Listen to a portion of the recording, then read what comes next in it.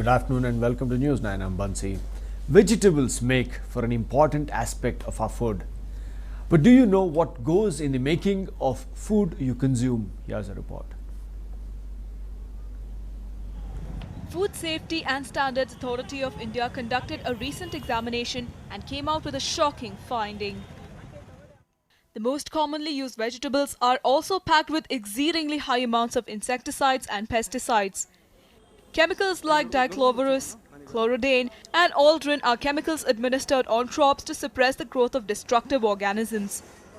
According to FSSAI's report, the level of these chemicals present in commonly used food items like brinjal, cauliflower, grains and fruits like oranges, apples and bananas have exceeded the permitted amount. See, maybe because of the ignorance one. They are not aware like how much agrochemicals should be used in that. And another point is most of our farmers as well as the traders who are they are very greedy. They think that using these kind of pesticides and agrochemicals is going to improve the shelf life of the food products. Actually, it is not true. Instead of increasing the shelf life, indirectly it is affecting the nutritional quality of the food. Commonly used vegetables like brinjal and cauliflower are not supposed to have synthetic chemicals exceeding 0.48 and 0.42 parts per million. But instead, they are found to be heavily loaded with heptachlor and aldrin, respectively, which can prove to be harmful to the system. The insecticide cypermethrin is found in high quantities in okra and cabbage. The chemical is known to cause nausea, muscle weakness and even seizure. The most shocking report is that of rice. While the level of chlorphenephrine cannot exceed 0.36 parts per million, rice is said to contain a whopping 1324 ppm. That is not all. Even simple fruits like apples and bananas are not spared in this chemical fest. The fruits were found to be loaded with insecticides and pesticides. Experts have stated that these chemicals might be responsible for the increase in disorders and diseases in humans. Synthetic substances are known to interfere with the metabolism. When chemicals used to kill insects and pests are found in high quantities in food materials, it is definitely an alarming sign. The chemicals are said to cause problems to the kidneys, liver and also increase thyroid in women and lead to cancer.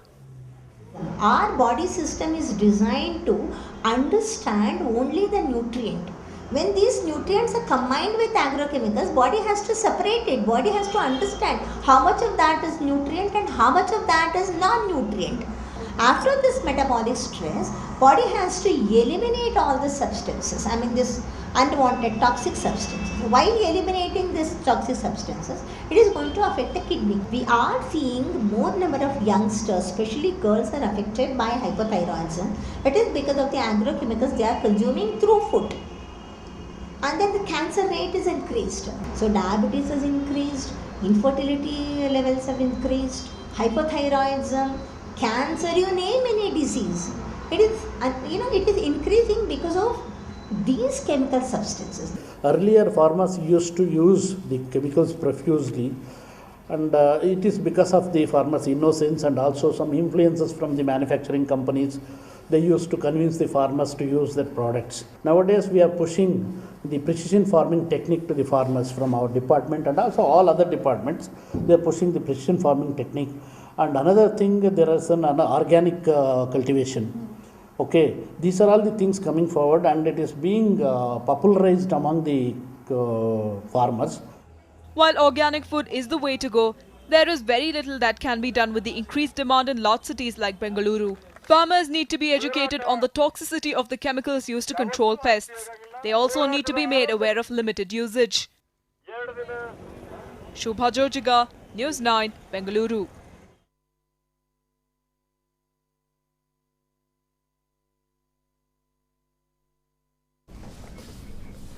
Well, eating vegetables, everyone thought this is innocent, but nobody knows that there are such dangerous toxins within these very harmless looking vegetables, and any vegetable looks so inviting until you know what's in it. Well, we have a huge panel of guests Yes, in fact, you can also join in the discussion. Did you know about the harmful toxins hidden in your fruits and vegetables?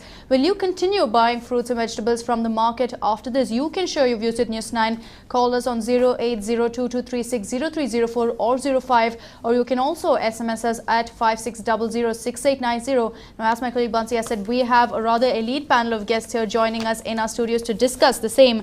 First of all, we have Mr. K.C. Raghu, who is a food expert. Thank you so much for coming out and speaking to us. Also, we have Dr. Baswaraj, Designated Officer of the Health Department of BBMP. Thank you so much for joining us in our studios. Then we have Dr. Vishwanath, who is a physician, and followed by which we have Dr. Lokesh, who is an oncologist. Thank you both so much for coming out here. Last, we do have Ms. Srimati Venkatraman, who is a nutritionist, and last we have Ms. Shivani Shah, who is part of the Greenpeace organization. So, thank you all so much for coming out. But first of all, also we have Mr. Vasant Timkapura, who is an agriculture scientist, who is joining us from Mysore studios. Mr. Timkapura, thank you for joining us from Mysore. First, let me go to Ms. Srimati. You're a nutritionist. All of us eat vegetables because we think it's good for health. But if someone told you there's a huge amount of chemicals, pesticides, what happens then? See, already people are not eating as much as vegetables and fruits that they should be doing. So 5 fruits, we say 5 servings a day or 4 servings a day, whatever the health, for good health. Many people are already not eating those vegetables and fruits as part of their daily meal, and these things will really shock them not to buy these things because thinking that it is more harmful than being healthy. But there is a way of doing it, saying that you have to clean them up. See, when nowadays, as you have told in the report, even if you eat grapes, there is an aftertaste. Absolutely. Exactly. So that gives a bitter taste, and mothers are very scared to buy those grapes in season and give it to their children. And there is a way of always doing it better by cleaning them, and there are various methods to do it. How do you do it? So you can put it in, there are chloride tablets available, chlorine based tablets available in the market for doing it. So there is a concentration of 3:1 or 10:1 which is there in those labels, where you have to soak them for about 10 minutes. But the big fear is what happens when you eat these innocently. Let's say someone loves vegetables. You just pick up a carrot and eat it, or you pick up any one of these vegetables, eat it raw. Just a basic wash and you eat it. What happens when you ingest these chemicals in your body? See, the thing is, you can eat it. There are a lot of people who do, as you say, wash your hands and then eat it. Same thing has to be. You're very tempted to pop a grape when you go to the market to see whether it is sour or sweet, and then pick up that bunch. Absolutely. You can see a lot of parents or any consumer who's doing it first, but you can see all those residues on there. So first thing is, before it used to be just plain wash and eat it. So definitely please don't eat it raw without washing it. You can eat it raw, but wash it first and then eat it raw. And the other thing is, there are certain mothers where at home where they put it in salt water for a few minutes, a contact time of about 5 to 10 minutes, and then eat it. So please do not refrain from buying these healthy vegetables and fruits, which is so much rich in antioxidants and vitamins and minerals, and let this not be a You still think they are healthy in spite of all these chemicals Because and pesticides. Let's understand, these pesticides are designed to kill. It's not designed to scare away the pest. It's designed to kill the pest. So you're just ingesting it into yourself can lead to a variety of health problems. Now you're from Greenpeace. And how dangerous are the vegetables that you find here? Now, if you're talking of the use of pesticides in food, there's no such thing as safe pesticides. It's also known that there are ways of growing, cultivating staples, fruits, vegetables, everything without pesticides. If you see the Andhra Pradesh model, the non-pesticidal management, then they have successfully grown about 4 lakh acres of, they have cultivation of about 4 lakh acres without the use of any pesticides altogether. So it's not a question of how do you manage existing pesticides, it's a question of do you have alternatives, and how do you phase out pesticide usage altogether.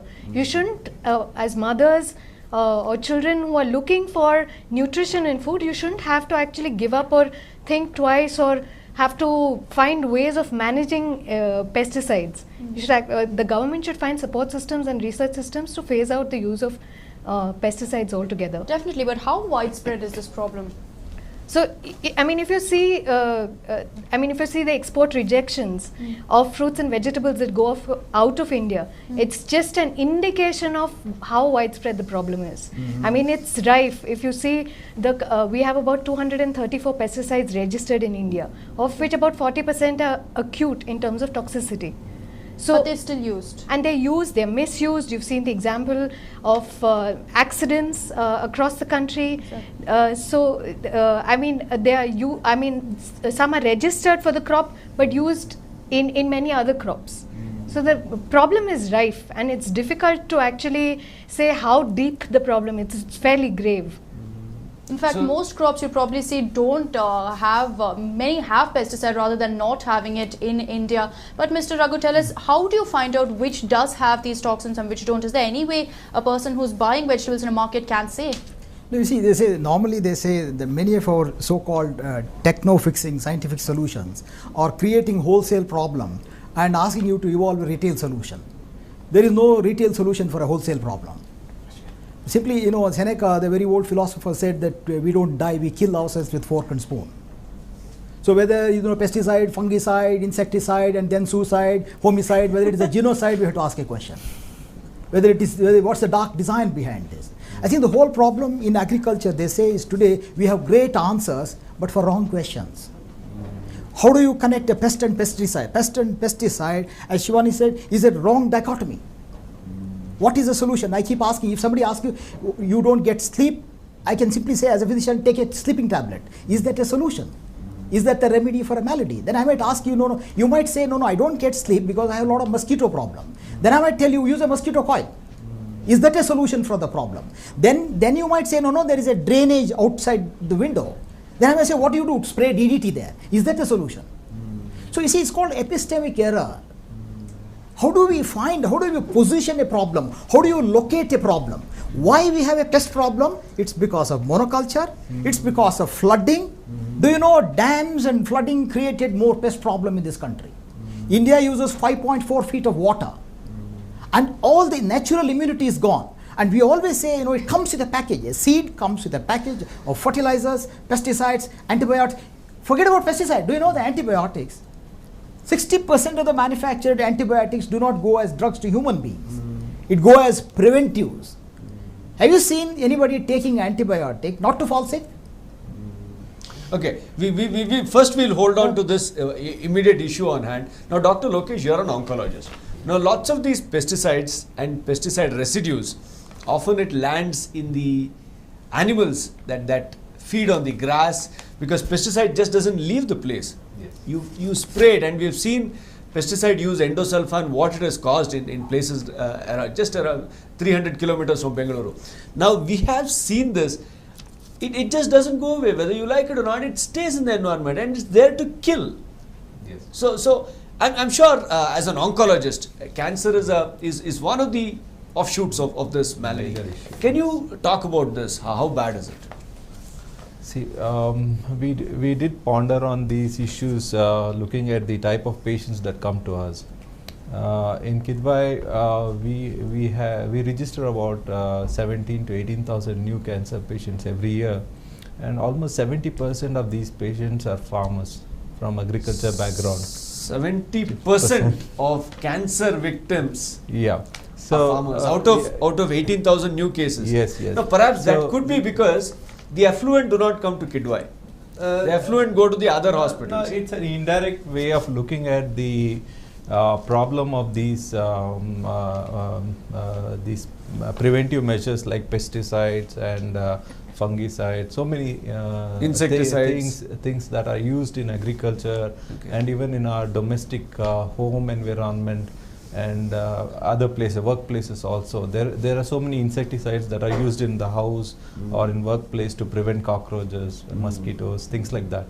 So those are the things that are there. Can you draw a direct correlation between the use, let's call it the abuse of pesticides and insecticides and all these, and cancer? Is there a direct link? Yeah. See, what has been observed with there are no direct proved results, but it has been observational studies that have shown that some cancers like leukemia lymphomas, brain tumors, and even a lot of neurological disorders. And then these things have been due to certain amount of exposure to these small quantities of Residual pesticides. Pesticides and other chemicals that the people got exposed for a period of 10-15 years, up to 20 years, like that.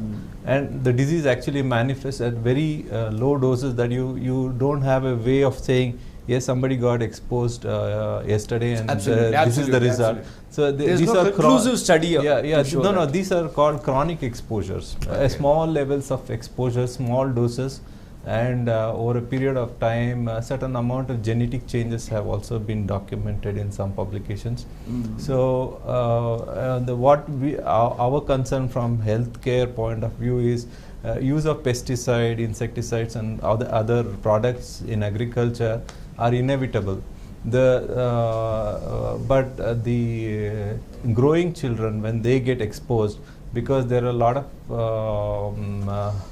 growing zones within the body, they also get exposed to those small quantities of chemicals, and they become susceptible for various diseases later on. And even which could be also cancers.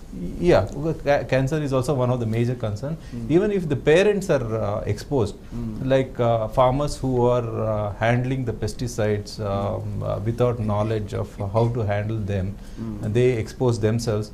A father or a mother working in the fields, they get exposed either during pregnancy or even before that. And also children who work in, they play around, somehow they are indirectly exposed. They all seems to have almost 7 times higher incidence of cancer. 7 times higher? 7 times higher. So it also can be seen like a downstream effect. So you have some lot of chemicals that are used in agriculture. Then there are a lot of scientific ways of using, which sometimes because of lack of knowledge people will not do. So before rain they put, and then it gets washed downstream. Then you have animals and so some of it reflects in the milk also. Yeah, although they say milk is the purest, nothing can. No, even mother's milk has been found to have these, trace residues. No, the pesticides have been documented in South Indian studies. So it is not surprising that these chemicals and their association with lot of disease and also cancer exists.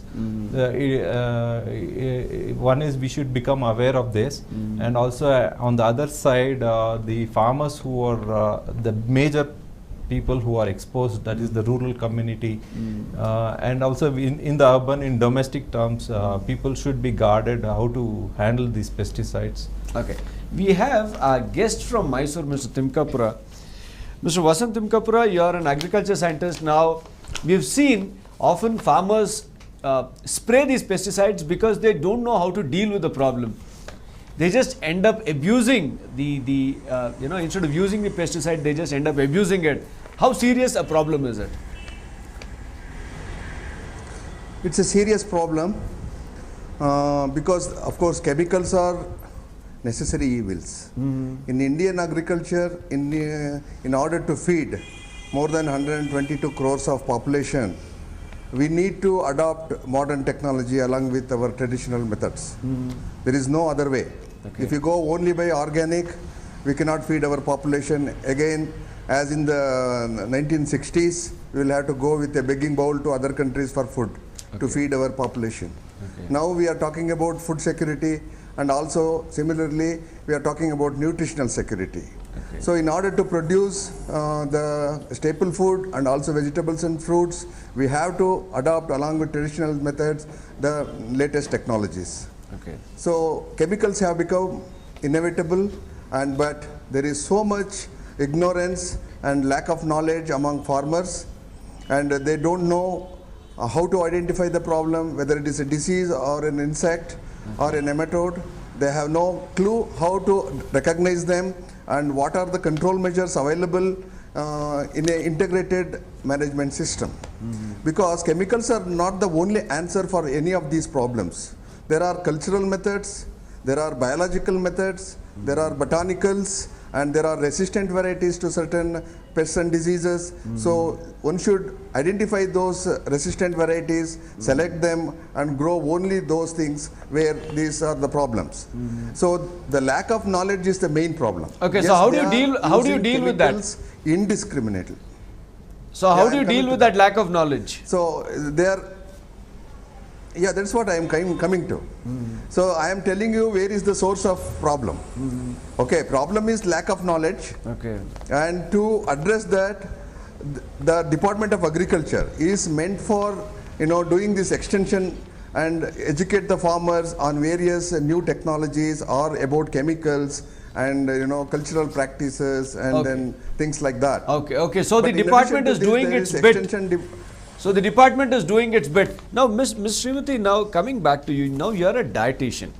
Now, our system is so sensitive that if we use a certain poison on our system, there's a reaction somewhere. So, what happens when you load in poisons daily with your meal? It's like a little bit of poison with every meal. See, there are ways to prevent it. It's like saying even rice. No, correct. What happens first? The problem itself. See, as the doctor said, it takes over years and years of things for it. There are some Okay. things like it is not an allergy where instantly when you take it and it shows a reaction. Okay. So like cancer or something like that where you ingest these pesticides over a period of years, then you have all these other problems which has been studied. Either it is hypothyroidism. We see a lot of infertility and thyroid hypo or hyperthyroidism and all this in the Which is recent a years. direct relation endocrine. with this. Yeah, maybe because of these pesticides, maybe if somebody could do a study and then do it. But it is not an allergy where immediately you take it and it shows a reaction. Maybe it Then could be an is a- allergy also somewhere. No, it can be an allergy. If it is an allergy and allergy is something which you cannot, pinpoint very easily. As the doctors here can say. Because unless it is a food allergy where you have taken something and it goes into a urticaria or a rash, when you say, okay, I've taken this, that's why this is allergy, you can avoid it. But this is something like over a period of years where you're going to get these things. But the endocrine system and also definitely all this oncology problems, the cancer, everything is over a period of time which you're going to get it. But there is a way of doing it. Even the rice, people wash it 3 times and then only cook it. So And even rice the rice, has a according huge to your amount of pesticide that is residue. what. So do you mean to tell me if you're going to say that I'm going to avoid fruits and vegetables, then you're going to avoid your basic cereal, which is your staples, So if staple you cook food. the Then you vegetables can't right- eat at all. Just pop pills then. If you cook it right, does it mean that all the pesticides go away? Is that a solution? No, you can wash it 2-3 times. There are chlorine-based tablets available. Salt water can be immersed if it is a fruit. There is that. There is a recent one company which says there is a washing fruits and vegetables. A leading actress comes for this ad where you wash the fruits and vegetables. But, There is but a even if you wash machine an apple available. 5 times, you still have trace residues of pesticide. But does that mean there is no solution which What is says the solution for an no, apple? you have to wash it. People I've seen, finally they are so exasperated, they take off the entire skin and eat it. No, that is that not the only that solution? is not the There's a answer. problem with this. Yeah, yeah. Washing, she's right to Yeah, some yeah. extent. But today you should understand that the pesticides we use are systemic. They are absorbed through the root. Inside, I They are understand. absorbed through the root. Where do you wash it? There's no way unless you burn it. But you can't Unless eat you burn anything it and at make all. it as a fertilizer isn't and it? goes back to soil. Okay. There's no, because see, Then you can't eat rice. Prephenophos is a systemic threat, is a yellow Yes. category of pesticide. It gets absorbed to the root. It is there in every cell. Exactly. So does that Who do mean you wash cooking it? it will change it? See, this what happened earlier. We had DDT. We knew that this was too bad and all that. And of course, the DDT was advertised that even for mothers, they used to advertise DDT. You have to apply DDT before you feed the baby, for the sake of safety. Yes. This is how it was advertised. These are all chemicals born out of Second World War. And now the problem is system. Once it becomes systemic, there's no way. And these are, see, nicotinamide. And again, the cause and effect relation, whether it causes cancer. I'll tell you, in nature, it is impossible to establish cause and effect. Do you know in France, the reagent chemicals, what they are called as seed dressing chemicals, they were killing bees, called colony collapse. Massive colony collapse. And you know, in America today, the bee farmers make money, not out of honey, but by renting out bees for pollination For in pollination. California. So today the bee business, what do you do with bee business? Because I rent out bees for pollination. Because we destroyed the bees colony. And in France, what happened? 10 years they did a study. Seed companies were doing the study to show that there is no link at all between the colony collapse and the pesticide residue. France took a chance in 1992. Yes, I said, for the heck of it, we are going to ban for 4 years. Bees came back. I'll tell you this cause and effect relationship. In nature, they say you don't look at biology and nature and ecology like an electric switch. You put the button on and the light comes there. You don't know the connections. So I was just saying that, we don't know, but there are connections. In UK, in US, there is a disease called Lyme disease. It's a tick that causes brain disease. And epidemiologist says today, you have a tick problem, you have a brain problem. There's no cure for the Lyme disease. You know what he says? Because you don't have lizards at home. You see the link. See, today the science is to see the complexity, to see the invisible, to see the so-called non-functional as functional. See, it's like a brain science, you have the neurons which work. They work because of a non-functioning neurons. So you don't know connectivity. It's a complex web in nature. For a long time, science was trying to establish only immediate cause and effect. That's a problem. What's the solution for acidity? Antacid. Bullshit. That's not the solution. Okay. No, I get it. I get what you're talking about. You're talking of the root of the issue. We need to go about it more systemically because the problem is much bigger than we think it is. We do see Greenpeace activists here and there doing their little bit, but in India, if you look at it, it's too big a problem, I guess, for someone to counter. Is it true? Well, in any given country, it's a question of the political will. Okay. If Andhra Pradesh has shown that it can cultivate, it can take under cultivation of 4 lakh acres. But it is not a regular thing. The 4 lakh acres. It's a well-established system. Okay. It's a question for the government to actually recognize it as a legitimate system and scale it up. It's not the question of non-existing solutions. But it's and an the easy problem being solution. too big. It has been established over a period of time, and it's the question of phasing out pesticides altogether. It's not about one